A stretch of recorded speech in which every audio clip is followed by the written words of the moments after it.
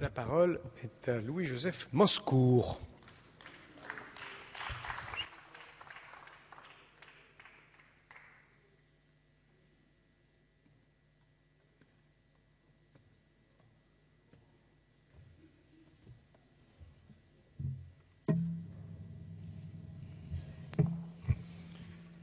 Monsieur le Président, Madame la Ministre, mes chers collègues, Madame la Ministre, à l'examen attentif de votre budget, en vous écoutant et en vous lisant, nous sentons bien que vous êtes vous-même loin d'être satisfaite.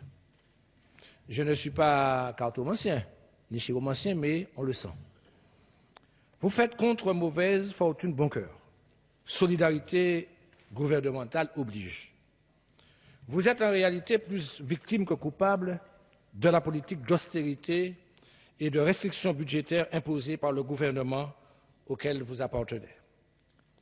À la vérité, Madame la Ministre, je ne mets pas en doute votre bonne volonté d'aider, d'accompagner même les Outre-mer, de les doter de moyens leur permettant d'assurer, je dirais même d'assumer leur développement.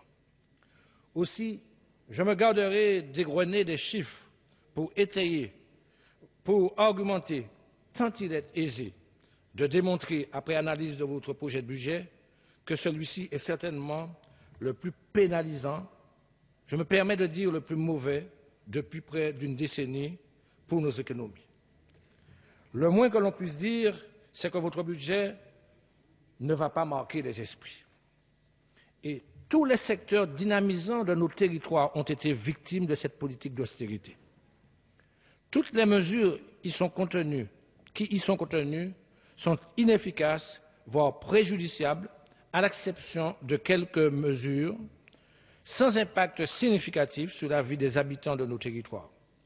Je prendrai quelques exemples, sans vouloir répéter ce qui a été dit déjà par les collègues, la question du logement. Les crédits de paiement de la LBU sont en diminution. L'objectif affiché est la suppression à terme de cette LBU.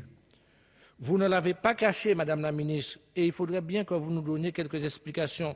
Dans une circulaire du 1er juin dernier, je vous cite, « Sauf cas particulier, le recours à la défiscalisation doit conduire à une modération de la subvention, voire à une absence totale de subvention. » Fin de citation, CQFD.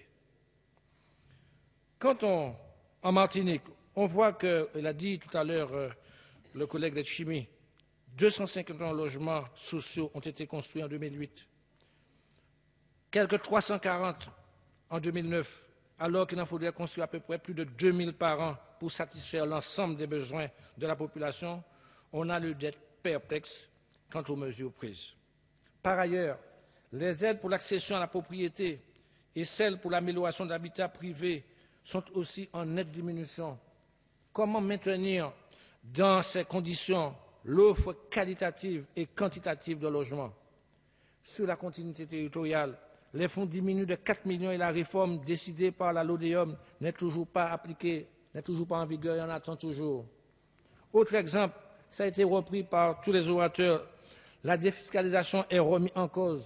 Ce coup de rabot porté à cette défiscalisation outre-mer anéantit les bonnes intentions de la LODEOM, dite loi Girardin.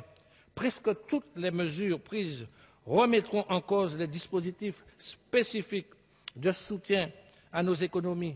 Et pourtant, Madame la Ministre, la situation économique et sociale de nos territoires n'est pas des plus reluisantes.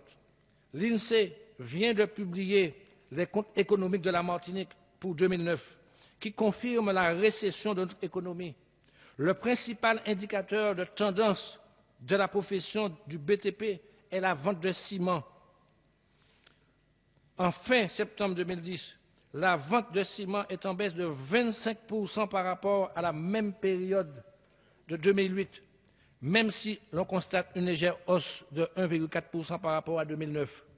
On assiste à une chute brutale de l'activité due essentiellement à l'effondrement de l'investissement. Madame la Ministre, face à une reprise économique fragile, vous faites le pari de la rigueur. Alors, nous sommes très loin des promesses du président de la République qui, dans son discours du 12 juillet, d'ailleurs je crois que c'est Victorin qui l'a dit, lors de la convention de l'UMP sur l'outre-mer, disait, je le cite, « La défiscalisation est en réalité un outil de développement pour les économies sous-capitalisées et spontanément peu attractives pour des investisseurs. Des engagements ont été pris par l'État sur 15 ans. Ils doivent être respectés. Mais nous savons bien sûr ce que valent les engagements du président de la République aujourd'hui.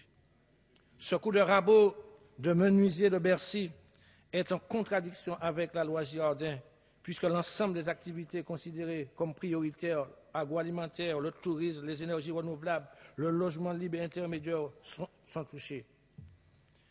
Dernier exemple. Après le gel annoncé des dotations aux collectivités, ce sont aujourd'hui les crédits pour l'investissement des collectivités locales qui sont touchés en Outre-mer. Madame la ministre, mes chers collègues, je note à l'analyse des chiffres, en additionnant les plus et les moins, que la mise en œuvre de la politique gouvernementale en Outre-mer, l'ODEOM et SIOM réunis, se traduit par une baisse des crédits 2 fois plus importante que le reste des dépenses de l'État, ce au détriment de l'emploi et du logement. Ce ne sont pas les quelques actions symboliques qui pourront faire oublier la grande déception de tous ceux qui, comme moi, fondaient leur espoir de voir une ultramarine aux responsabilités favoriser le développement endogène que nous appelons tous de nos voeux pour nos territoires. Je voudrais, avant de terminer, dire, mes chers collègues, nous ne voulons pas tirer avantage de votre positionnement, vous ultramarines, au niveau de la Oudinot. Nous ne sommes pas des quémandeurs. Nous sommes pour l'égalité républicaine et non au nom du principe fondamental. Nous souhaitons avoir notre dû. Mais il faut que vous teniez compte de la situation sociale, économique, dramatique dans laquelle se trouvent les Outre-mer. 3 fois plus de chômeurs qu'en métropole, un taux de faillite des entreprises 3 fois supérieur à celui de la métropole, un taux de réussite au bac très inférieur, le chômage des jeunes très inquiétant, les zones prioritaires, ZEP, zones d'éducation prioritaire, en augmentation, mais de manière très inquiétante, un taux de cancer supérieur, tous les clignotants sont en rouge, je pourrais égrener des chiffres, telle est la réalité des Outre-mer.